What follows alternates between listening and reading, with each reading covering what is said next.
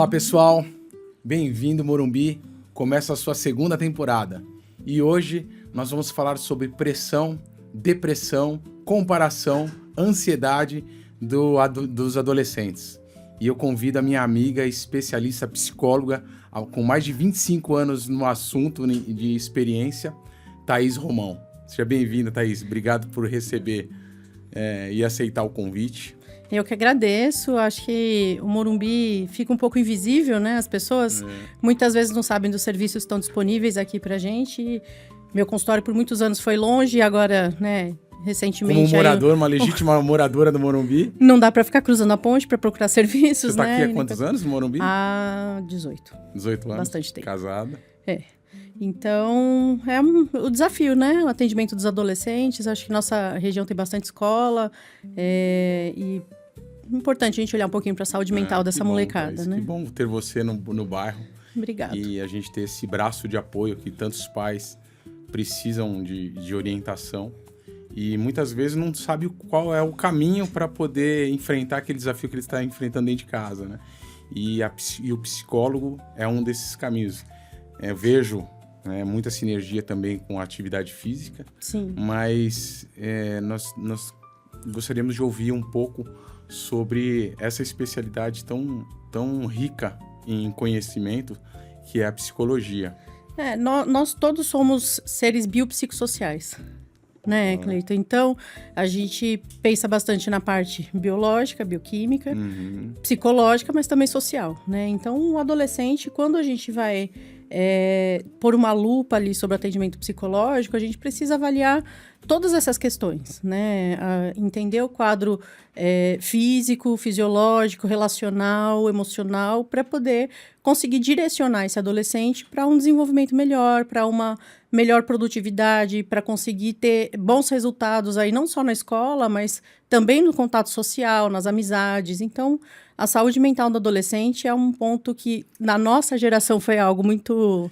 Passou muito invisível, né? Mas que agora eu percebo que os próprios adolescentes têm buscado pelo processo de psicoterapia.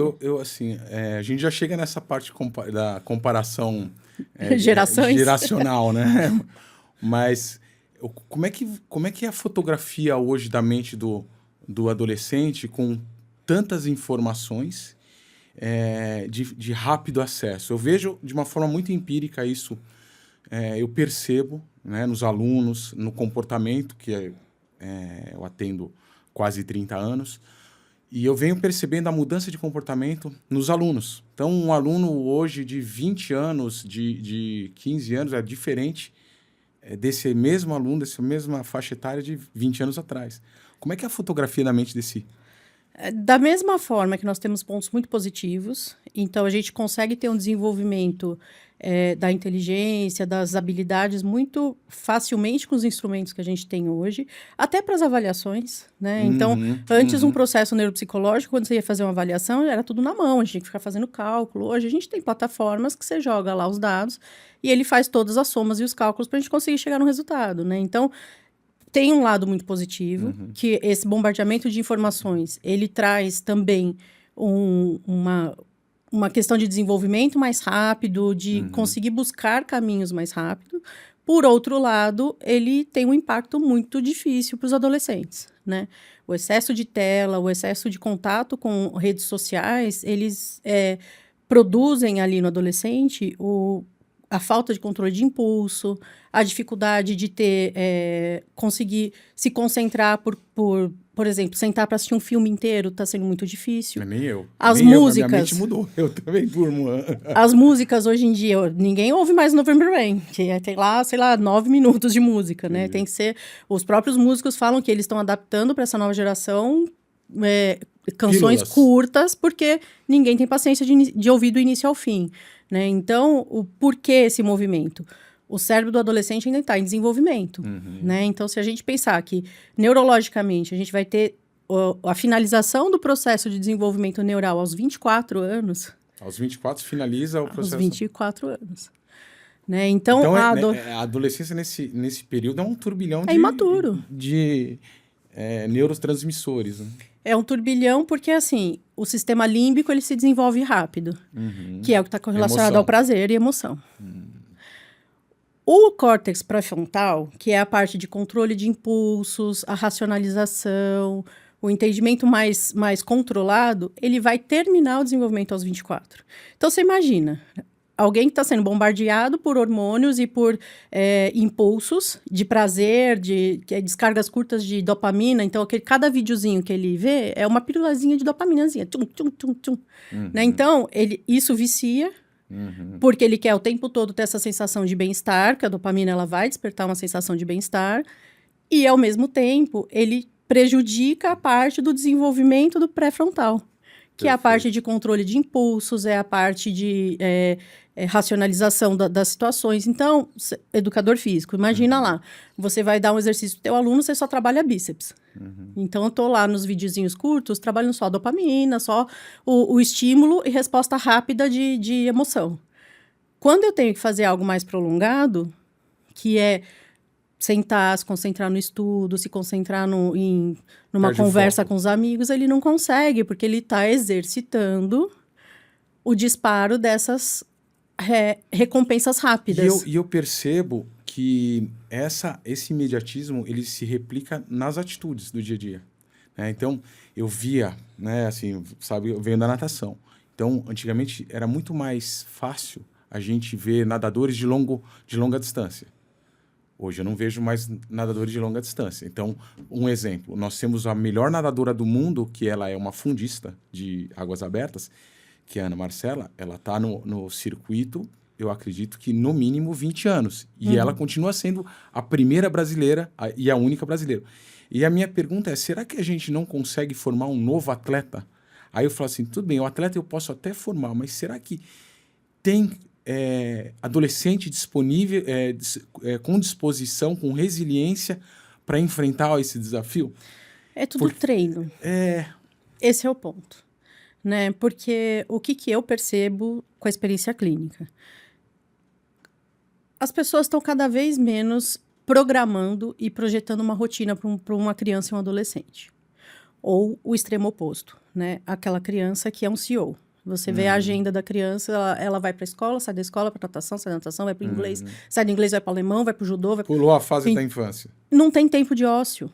Né? A grande diferença da nossa geração para essa é que a gente tinha muitos períodos do dia que a gente ficava lá assim, tá, o que eu vou fazer agora? A gente tinha que inventar o que fazer. Esse processo fazia desenvolver melhor todas as áreas do cérebro, porque você tinha que ter mais imaginação, você tinha que ter resiliência, você tinha que lidar com aquela, putz, que saco, eu não tenho o que fazer. Você tinha que desenvolver elementos ali, situações, para que você desse conta do ócio. Hoje em dia, se você coloca um adolescente 5 minutos sem ter o que fazer, gente, é desesperador. Né? Você vai dar uma volta num parque, ai, podemos ir embora? Ele boring him. É isso, né? isso. Mas tudo isso é treino, né? Então, como lidar para conseguir desenvolver atletas? Estipular uma rotina decente para uma criança, que caiba dentro da agenda da faixa etária que ele está. Né? Desenvolver tarefas de colaboração dentro de casa, por exemplo, que isso vai fazendo ele desenvolver um senso de responsabilidade, um senso crítico, sendo exemplo. Né? Então, se você tem uma rotina onde, no tempo que você tem disponível, está o tempo todo só olhando o celular ali, dando risada de vídeos curtos, é o reflexo. É o reflexo. Né? O filho dificilmente vai se interessar por outra atividade. E você trouxe uma fala aqui muito interessante, que é desenvolver a rotina infantil, né? E hoje nossos filhos, né, em comum, nosso filho, inclusive você... quem não sabe, apresentar, você é amiga de um dos meus melhores amigos, né? A gente, eu e Miele, somos parceiros de desde a faculdade, né? Vocês formaram? Escola. Foi antes da faculdade até. Tinha muito amigo. E a gente tem, né, filhos contemporâneos. E a gente percebe, hoje eles estão no futebol, e a gente percebe a falta de sensibilidade, muitas vezes, dos pais, ou de conhecimento, que eu acho que é um dos principais motivos que eu gostaria de trazer esse assunto para a mesa. Os pais, eles não sabem. Às vezes, a única referência que os pais têm hoje é do atleta profissional. Então, muitas vezes, eles têm interesse, eles querem que o filho replique aquilo que o atleta profissional faça. Esquecendo, e eu, como educador físico, vejo isso, passei por 2 gerações de crianças nessa fase, e os mesmos erros, eles se repetem. Os pais cobrando, querendo que o filho, a expectativa do pai em cima do filho para ele se tornar um atleta. E pulando a fase do desenvolvimento motor, a fase do desenvolvimento lúdico, a fase da infância, porque o pai também ele busca o imediatismo, que ele quer que o filho seja o melhor naquela idade. Que assine o contrato, ganha dinheiro com 10, 11 anos. Né? Sendo que é um processo. É um processo. Então, eu vejo que as pessoas passaram a pular etapas e não acreditam mais no processo. Será que é uma falta de referência? Eu acho que é mais que isso. Eu acho que os pais, eles estão numa ânsia de querer entender logo o que vai ser o futuro do filho. Sem permitir que ele vivencie cada etapa do desenvolvimento. Né? E tudo existe um processo, como você falou. Né? A criança, ela é uma esponja, então, assim, o meio, ele vai moldar o comportamento daquela criança, porque ele tem uma facilidade enorme de aprendizado, exatamente por conta de todos esses processos aí que estão sendo desenvolvidos, né, motor e neurologicamente. E o que eu percebo, eu fiz uma formação em psicologia do atleta, meu filho é atleta do futebol, e eu senti um gap, assim, porque eu fazia alguns questionamentos que eu via no comportamento de outros pais, eu via no comportamento de alguns treinadores, eu via no comportamento de coordenadores, que eu falava assim, gente, não é possível que ninguém enxerga que aquela criaturinha tem 10, 11 anos. Aí a gente vai passar por uma área polêmica, que aí... A psicologia do esporte. Que aí é a falta da estrutura com profissionais adequados para atender... as necessidades dos pais e fazer uma gestão do esporte. E o que eu percebo dentro desse recorte? As crianças, elas começam a ter piora do desempenho quando elas passam a deixar de lado a fase lúdica, a deixar de lado o prazer pelo que ela está fazendo e começam a olhar e direcionar só para corresponder à expectativa dos pais. Né? Então, aquela criança que começa no futebol cedo porque se diverte, e eu falo muito isso pro time do meu filho, todos os jogos, antes de entrar, eu falo, divirtam-se. Vocês estão aqui para se divertir. Você está como coordenadora também, né? Não tô. Não, achei que você estava envolvida. Não, mas eu converso com eles, falo assim, crianças, vocês são crianças, divirtam-se. Vocês precisam ter gosto pelo que vocês estão fazendo. Uma vez eu vi uma entrevista do Ronaldinho Gaúcho falando exatamente isso. E falava assim, qual que era a diferença que os treinadores apontavam em mim em relação aos outros meninos do time? Eu chegava e eu curtia a bola. Tá se divertindo. Eu me divertia. Eu queria fazer jogada, não para fazer graça, mas para me divertir com meus amigos. E isso tornava ele uma pessoa muito, muito... autêntica, uma pessoa muito, muito eficaz dentro do que ele fazia, porque ele trazia o prazer junto. E isso a gente estende para todas as áreas. Eu vejo muito isso em todas as modalidades. Eu acho que tanto futebol, tênis, ela... E na escola também. Aquela criança que tem um desempenho... A gente precisa entender algumas... Eu sou muito crítica para os métodos atuais de ensino. Da educação. Eu acho que esse é um outro ponto que, né... Mas tá dentro do processo do adolescente. Está dentro do processo. Impacta na vida social, impacta... Está dentro do processo. No desenvolvimento mas, por exemplo, na nossa época, se eu precisava fazer um trabalho, eu tinha que pegar uma Barça, eu tinha que ir numa biblioteca, pegar um livro, pesquisar, pegar um recorte de cada livro e fazer. Hoje, eu tenho a informação na palma da minha mão. Então, fazia sentido. Isso é uma crítica minha, tá? Talvez outras pessoas tenham outras visões. Mas hoje, com a facilidade de acesso à informação que nós temos, será que existe mesmo a necessidade da gente decorar tantas coisas que a gente decorava para fazer provas e que hoje em dia, se você me perguntar de história, que ano que não sei. E não preciso saber. Sim. Então, assim, a minha crítica é nesse sentido. Eu percebo que existe um excesso de matéria. Então, a minha filha... Que serão descartados no dia seguinte. Exato. Porque não faz o menor interesse para eles. Eu acompanho adolescentes que têm um sofrimento tremendo durante o período do colegial, porque é onde colegial, a velha falando, né? Ensino médio, desculpe. É onde tem um bombardeio de matérias, assim, assustador, eu acho abusivo até, eu acho, assim, que foge do que precisaria ser.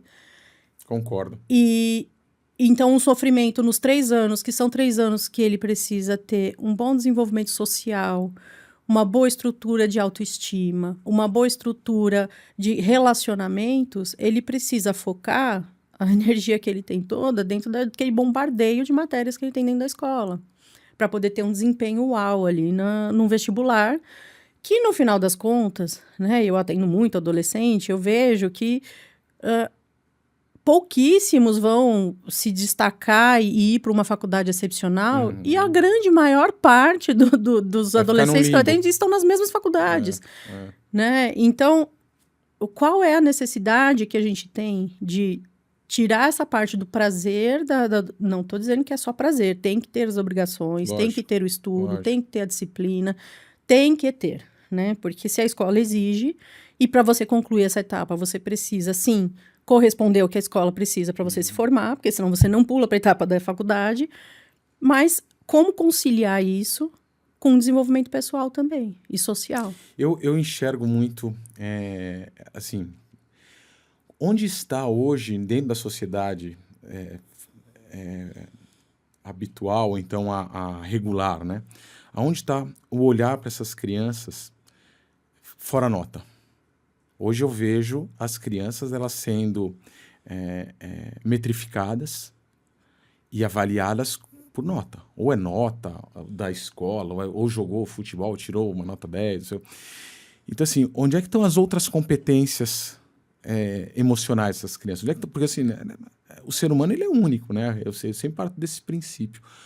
Como é que você enxerga a luz em relação a essas outras características pessoais que nem a escola, nem muitas vezes a família tem condição de avaliar, nem o ciclo de amizade, nem as informações que eles recebem que são puramente comerciais.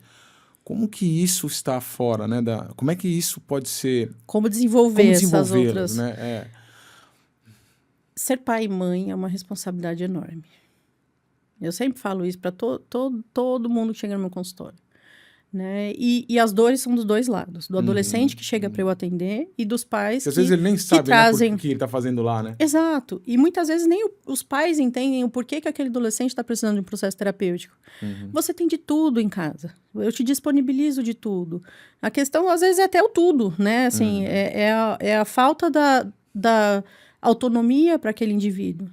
A gente tinha muita autonomia quando a gente era pequeno. A gente começava a chegar numa fase da infância em que a gente começava a ir de ônibus para a escola, a gente começava a ir para o clube com os amigos, sim. Você tinha uma série de tarefas que não dependiam do pai e da mãe direcionar. A gente não tinha um celular que você controlava e rastreava para saber onde a gente estava o tempo todo. Né? Quando muito, a gente não tinha nem telefone dentro de casa para saber, para a mãe ligar do trabalho e falar assim, você chegou vivo da escola, tá tudo bem? Não, ela ia saber no final do dia. E isso trazia uma autonomia. Claro, outros tempos, né? Sim, a violência está aí. A gente não pode também ter uma utopia e achar que a gente vai sair jogando filho para o mundo. Mas dentro das possibilidades, o quanto a gente puder desenvolver essa autonomia no adolescente vai fazer com que ele comece também a ganhar perna. Né? E que ele entenda que, a partir desta fase, começa a desenvolver recursos para ele se tornar um adulto.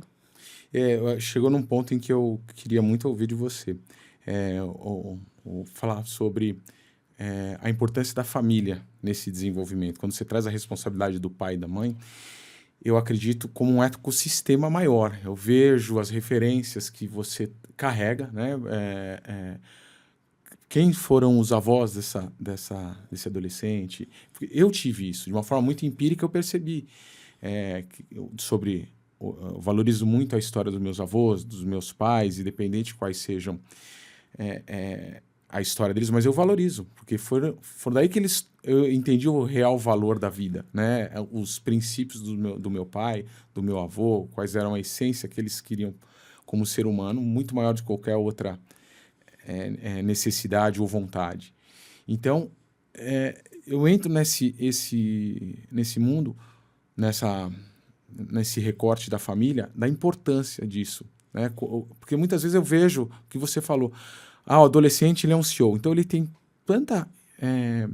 tanta obrigação como filho, pela expectativa do pai, que ele deixa de se relacionar com o ciclo da história dele. Às vezes ele não tem nem escolha. Nem tem escolha, né? Ele não pode dizer assim, eu não gosto de tocar piano, eu gosto de tocar violão. Não, você vai tocar piano, porque... Nesse sentido, tem muitas famílias pai e mãe separado. E aí essas crianças ela vai se afastando cada vez mais das suas origens, da sua relação com seus familiares. Então, qual é o impacto disso tudo da família em relação a essa formação do adolescente, sabe? A base familiar, que eu acredito ser uma dos principais pilares. Isso tem que vir desde antes, né? Eu acho que quando você consegue estabelecer uma rotina bem determinada para uma criança, você chega na adolescência com um passo à frente ali para conseguir trazer para aquele adolescente a compreensão da necessidade da rotina, né? Porque a adolescência, como eu falei, é uma fase onde os hormônios começam a falar alto, onde você começa a ter uma série de alterações corporais, você começa a deixar a parte nuclear ali, né, familiar, e conviver muito mais com os amigos e muito mais com outras pessoas que têm comportamentos diferentes, criações diferentes do que com a própria família, que é o processo natural que aconteça, né? Então, quando a gente estipula desde pequeno quais são os limites claros, né? O que é uma rotina saudável para aquele indivíduo, quais são os momentos que eu vou dar de descanso para aquela criança, para que ele entenda que o momento de descanso também é necessário para que o cérebro se organize, né? É como que eu vou estipular uma rotina de sono, porque o sono, o educador físico sabe bem. Sim, é o principal. Ele regula, é o computador no final do dia que você desliga, ele põe em ordem ali todos os arquivos, a hora que você liga, ele pronto, renova. Lugar, né? Então, o que eu vejo? Uma alimentação extremamente inadequada, desregulada, né? Então, crianças que... eu odeio tomar café da manhã. Também, mas assim, eu não gosto de tomar café da manhã. Aí eu atendo o paciente que a mãe fala assim, ele tem déficit de atenção porque não consegue prestar atenção na aula. Vou fazer a investigação. Ele janta por volta de 8 horas da noite, não come mais nada, acorda, não quero tomar café e vai almoçar. Ou seja, essa criança está desde as 8 da noite até o horário do almoço sem comer. O nosso cérebro funciona basicamente por glicose, né? Por açúcares. Então, aquela criança não tem nutriente suficiente ali circulando no corpo para que o cérebro esteja preparado e prontificado para conseguir prestar atenção numa aula, por exemplo. E aí eu digo para o pai e para a mãe, precisa inserir o café da manhã. Mas ele não gosta. E o sono também, né? O quanto principalmente na adolescência, que é o regulador, quando eles fazem o anabolismo, né? Eles estão com a mente acelerada. A mente está ativa, porque estavam provavelmente no celular, no computador até meia-noite, 1 hora, para acordar às 7, ou talvez mais cedo para ir para a escola. Isso também é um quimicamente, ele desregula os hormônios e neurotransmissores, né? E, Thaís, a gente já pegando esse gancho da responsabilidade da família, eu queria entrar num assunto que hoje é um pouco mais sério, porque eu vejo com mais frequência casos de crianças com depressão, com síndrome de reclusão, não sei qual é o nome, mas eu começo a perceber amigos dos meus filhos com isolamento social. Isolamento social, né? Então, é uma coisa que me preocupa muito, isso. E porque você começa a se comparar, né? A expectativa que eu vejo que a criança ela tem nas redes sociais, ela nunca vai alcançar. A rede social ela te vende uma vida que ela não é a vida, não é a vida real. Então, essa preocupação da depressão com os pais, quais são os sinais de alerta para os pais? Ficar de olho, o que está acontecendo com os filhos para eles poderem falar, opa, aqui eu preciso de ajuda. O principal sinalizador, a principal bandeira vermelha ali acionada é quando ele começa a ter prejuízos em alguns âmbitos da vida. Então, começa a ter alteração de apetite. Tem criança que quando deprime, para de comer. Tem criança que quando deprime, come o mundo. Né? Então, alteração de apetite, alteração do sono. Aquela criança que ou dorme demais, ou passa muitos dias sem dormir. Né? Então, alteração de apetite, alteração de sono.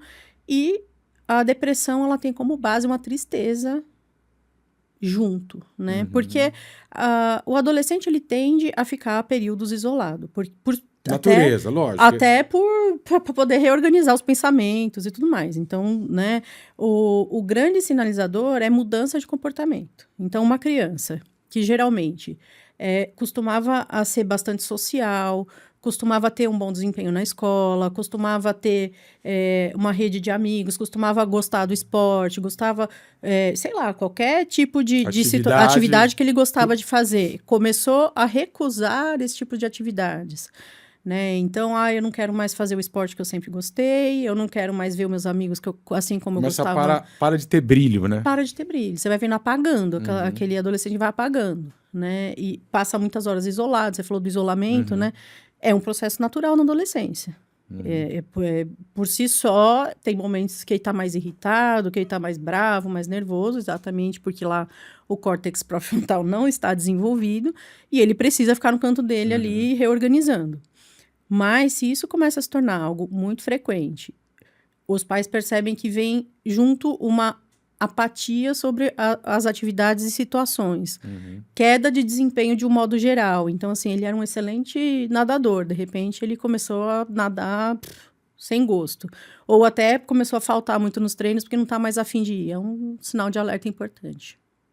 E são vários caminhos para qualquer tipo de tratamento. Você me conhece, eu não sou adepto a farmacêuticos, né? Acredito sempre na mudança de hábitos, tanto na minha área, quanto nas áreas que influenciam diretamente ou indiretamente ao comportamento das pessoas. Como é que as famílias podem quebrar esses hábitos? Que eu acho que a grande fortaleza todo esse caminho negativo é você conseguir vencer essa resistência, porque eles estão indo para uma zona de conforto, né? Como é que as famílias podem ajudar nesse momento? Primeiro ponto é você entender que a depressão não é frescura. Né? Eu acho que aceitar, o primeiro ponto é entender que aquele indivíduo está em sofrimento. Né? Não, talvez, aos olhos dos pais que têm outra maturidade, que tem um cérebro totalmente desenvolvido, que teve outras vivências, que teve situações de vida muito diferentes do que muitas vezes os filhos estão vivenciando hoje, ao olhar deles, é assim, mas por que essa criança está deprimida assim? No olhar do adolescente, né, se a gente pensar que ele vem, o parâmetro que ele tem, somos nós, pais, né, a rotina e a vivência que nós temos. E ele vai se desenvolvendo dentro disso. E a partir do momento que ele começa a perder o interesse pelas coisas, a gente precisa parar de avaliar pelo nosso viés e entender através do olhar dele, né? O que será que para aquela criança esse ambiente não está favorecendo que ele consiga se sentir bem, com prazer na vida, querendo buscar as coisas, né? Então, o primeiro passo é esse, o pai tirar um pouquinho as impressões e o julgamento, porque a gente julga. Sem dúvida. A gente julga, né? A gente olha e fala assim, não tem motivo nenhum para você estar triste, você tem você tudo, eu te dou tudo. Já falei isso. Né? Com certeza, eu também. E assim, o primeiro passo é você realmente identificar aquela dificuldade e, a partir daí, estar disposto a mudar. Porque o tratamento de um adolescente, de uma criança, ele depende também do movimento dos pais. Não adianta eu querer trazer o adolescente para o consultório e achar que o terapeuta vai ser mágico, vai resolver a vida daquele... E eu, como família, como rotina, eu não preciso mudar absolutamente nada. Tanto que quando o paciente adolescente chega no consultório e ele começa a melhorar e começa a ter algumas alterações, o pai tira, porque está incomodando a rotina que já estava estabelecida. Entendi. Né? Então, eu acho que o primeiro passo é a gente baixar a guarda um pouco, falar assim, aceitar, calma, né? Deixa eu entender, né? Deixa eu procurar um profissional para me ajudar. Muitas vezes ele vai se abrir. Eu tenho adolescente que o pai fala assim, esquece, ele não vai falar nada, ele não abre a boca. Ele entra na sala falando, ele sai da sala falando. Né? Em casa ele não tem espaço, muitas vezes. Não sei se não tem espaço, ou se não se sente à vontade, ou se... medo, às vezes, de ser julgado. Essa percepção é importante, né? Será que eu que não estou dando espaço para que ele consiga se expressar? Thaís, a gente avançando queria até... É um assunto que eu gostaria de debater com você. Quando o adolescente avança para a idade adulta, tem uma fase que eu vejo extremamente delicada, que é a escolha profissional. eu falo por mim, né? Eu escolhi aquilo que eu era apaixonado, mas eu não tinha a menor noção do que seria. E eu vejo uma cobrança muito grande. E, o que você vai ser? Essa pergunta a gente ouve desde criança. Né? O que você vai ser quando crescer? Cara, eu sou uma criança, eu não tenho que pensar o que você. E hoje a sociedade vem cobrando cada vez mais, porque o sucesso parece imediato. Eu né? não sei nem se é o que você vai ser quando crescer. Como você vai ganhar dinheiro na sua vida. Exato. Ele quer ser milionário. Quer ser bem-sucedido. Ele não precisa se desenvolver como pessoa, como ser humano, ele precisa nem ter prazer no que faz, ele precisa ter dinheiro. Precisa ter dinheiro. Então, eu vejo isso já direto na escola. É o que você falou, o nosso sistema de ensino está defasado. Então, começa pela falta de respeito ao ser humano. Como é que quem você é? Não, o que você tem? Olha, se você já teve angústia para escolher a parte profissional, você imagina hoje que o cardápio de opções de cursos são, assim, assustadores. Eu nem consigo lembrar. Quando a gente foi prestar a faculdade, a gente tinha ali 5, 5, 6, 7 cursos que a gente podia escolher e talvez desse errado, mas, enfim, a gente tinha ali um número possível, né? Hoje, você abre a grade de possibilidades de curso, só de engenharia tem mais de 50. Sim.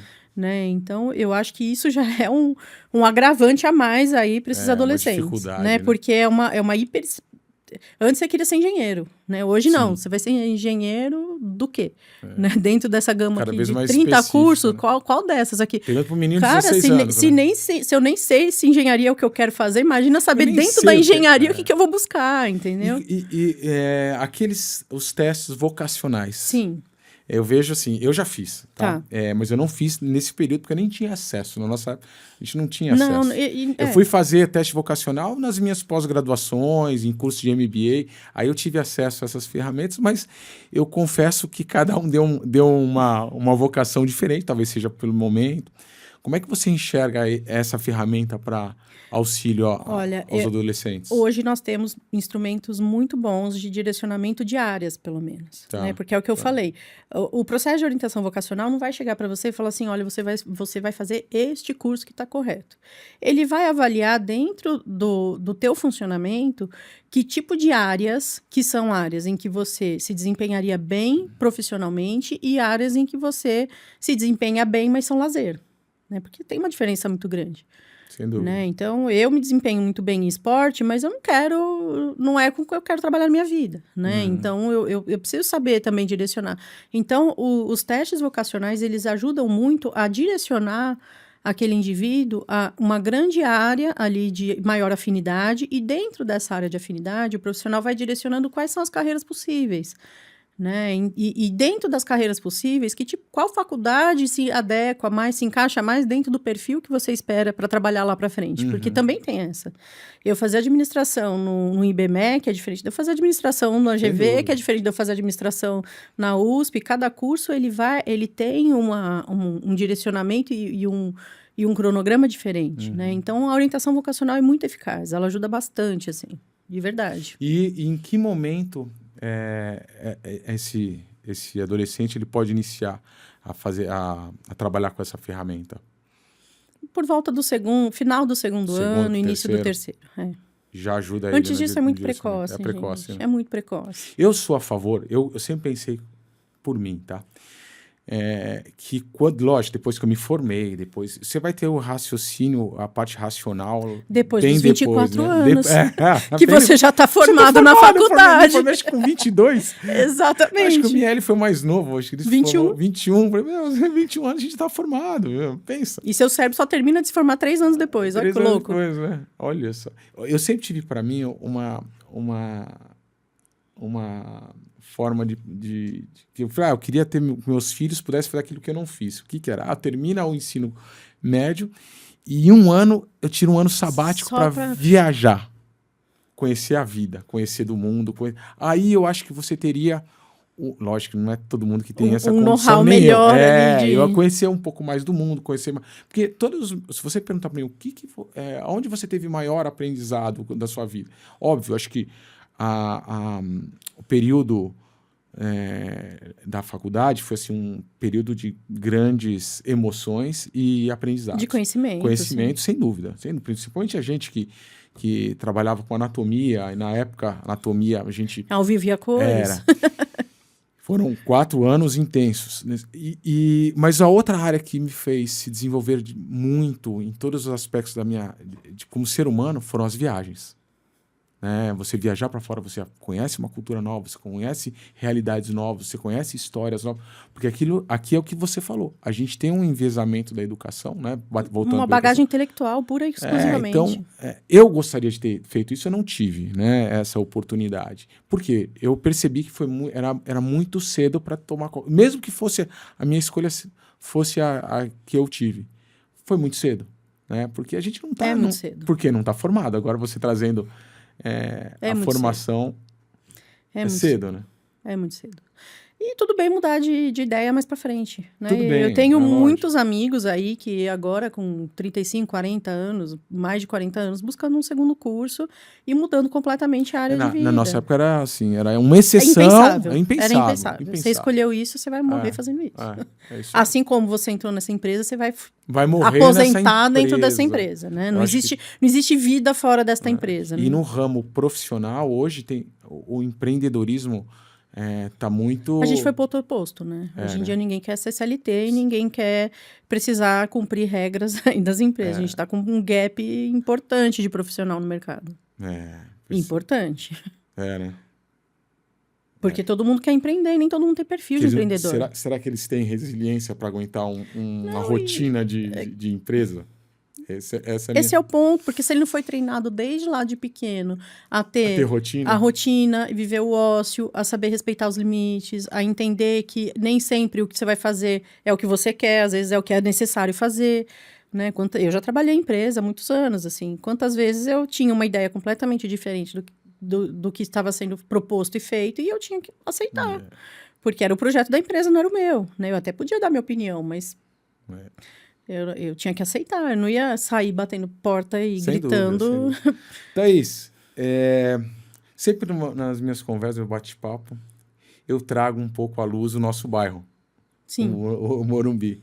Né? Então, eu até brinco, né? É o momento do café, onde a gente pode tomar um café e conversar sobre a nossa vizinhança, porque o intuito do bairro é falar sobre a saúde plena, né? É falar sobre como...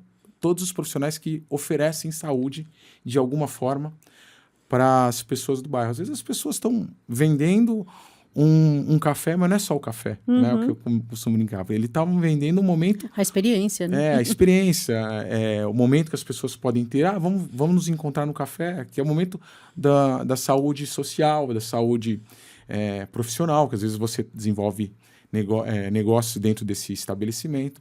Então, eu sempre vejo...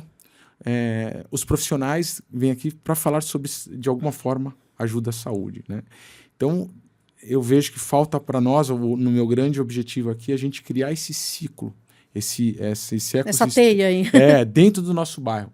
Porque eu sempre falo para todos os convidados, olha, eu nasci aqui no bairro ouvindo que tudo que era melhor era do outro lado da ponte. A gente tinha que atravessar a ponte. Acho que você nem estava aqui nessa época ainda. Não. Mas eu cresci, né? Hoje...